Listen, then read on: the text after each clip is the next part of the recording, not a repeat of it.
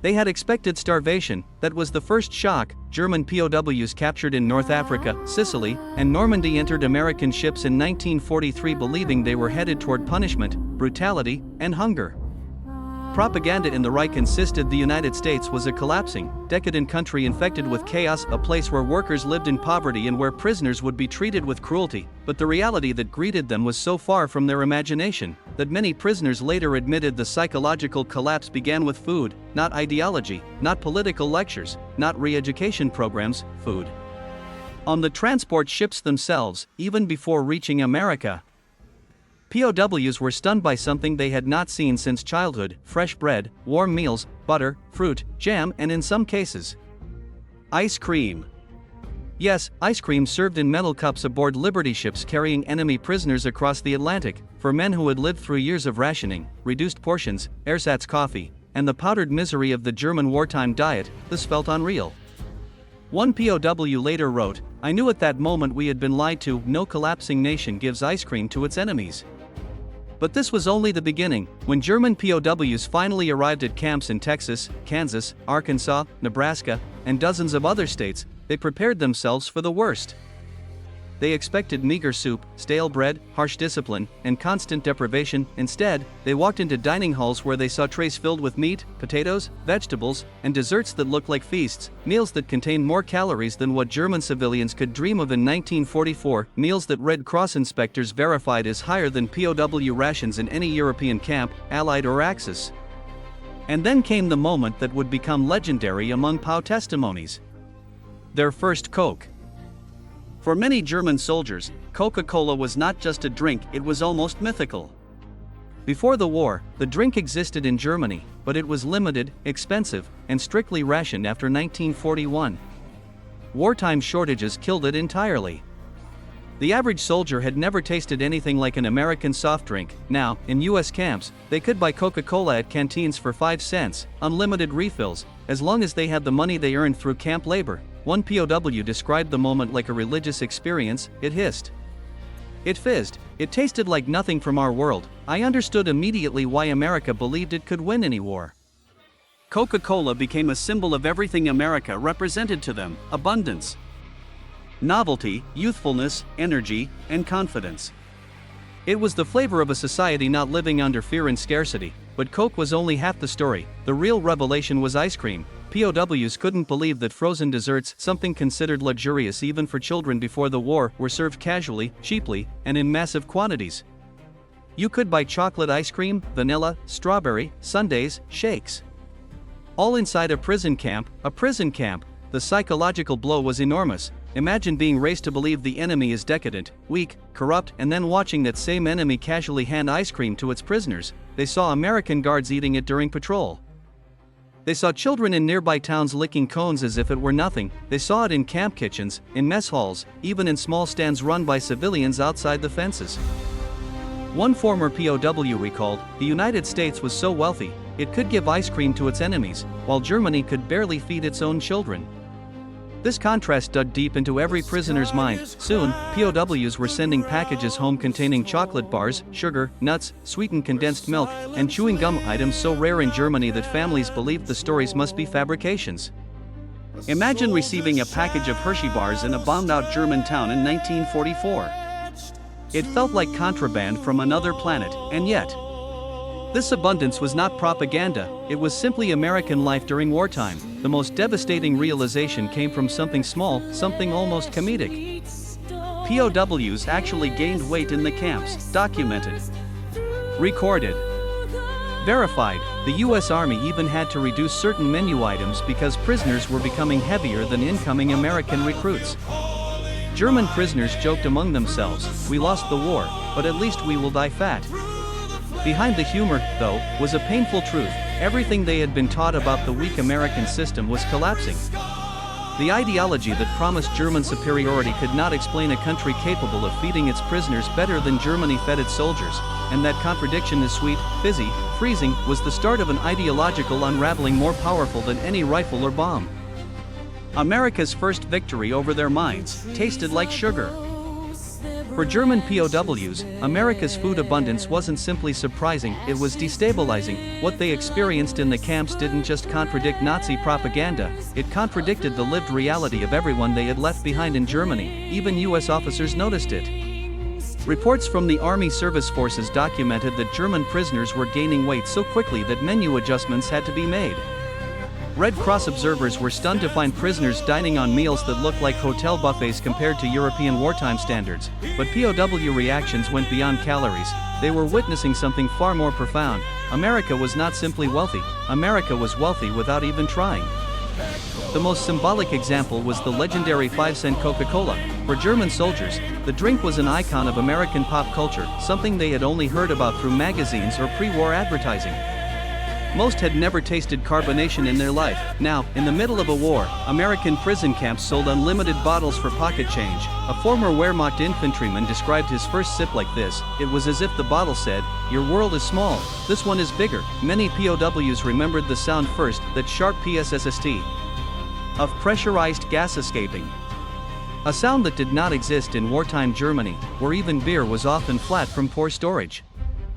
This fizzy explosion of sweetness carved itself into their memory. Some POWs joked, "Coke has more power than the American army." But the joke carried truth. These drinks, plentiful, cheap, casual, undermined the Nazi worldview better than leaflets ever could, because if America was truly decadent, weak, chaotic, how could it still give ice cream to its prisoners? And ice cream was everywhere: at canteens, in factories where POWs worked, at church events, at mobile stands pushed by local teenagers. Even camp kitchens learned to make basic frozen desserts. One POW wrote in his diary, "A nation that gives ice cream to its enemies cannot be defeated."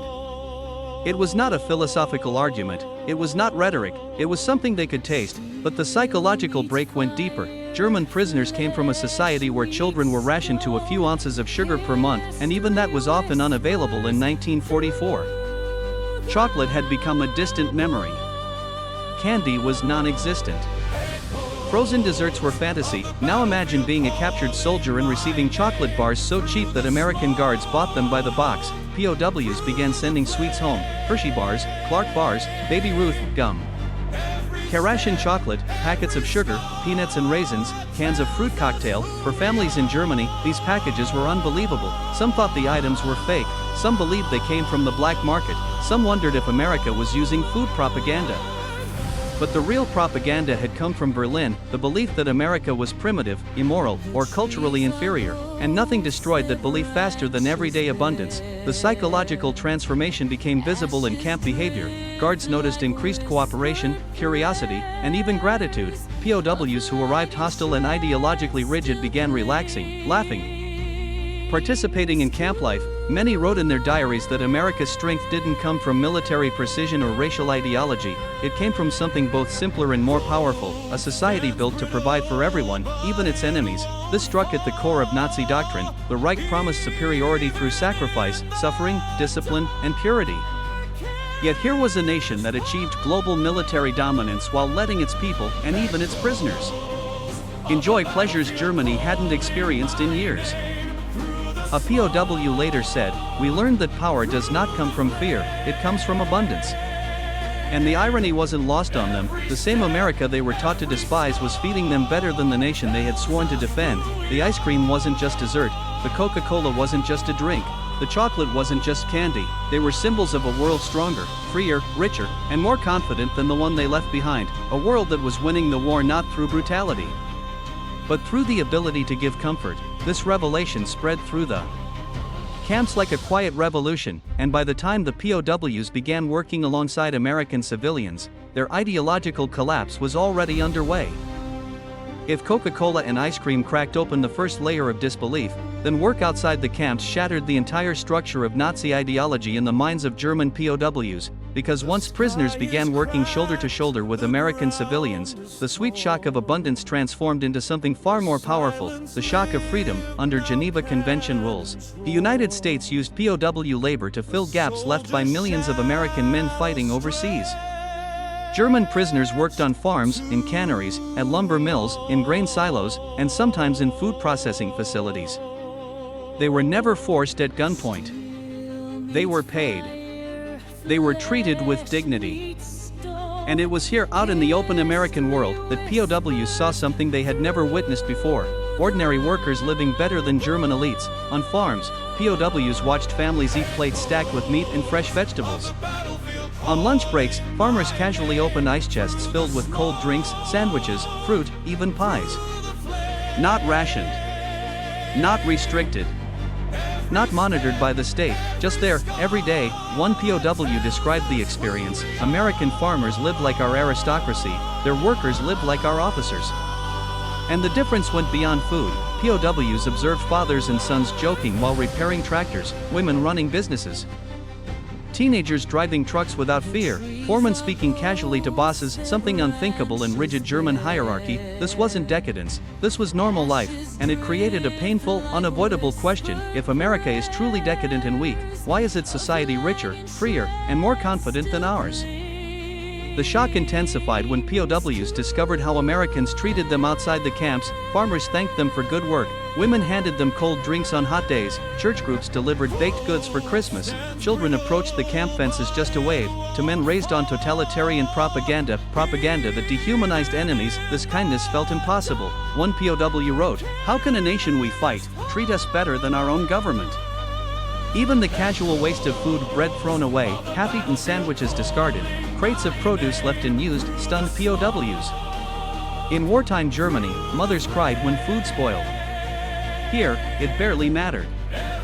To German soldiers, the wastefulness was offensive, and yet it proved something undeniable. America was fighting a war without hunger, Germany was losing one because of it, but the most devastating blow to ideology occurred inside the minds of highly educated POWs, former engineers, students, mechanics, and officers who began analyzing American industry with cold logic.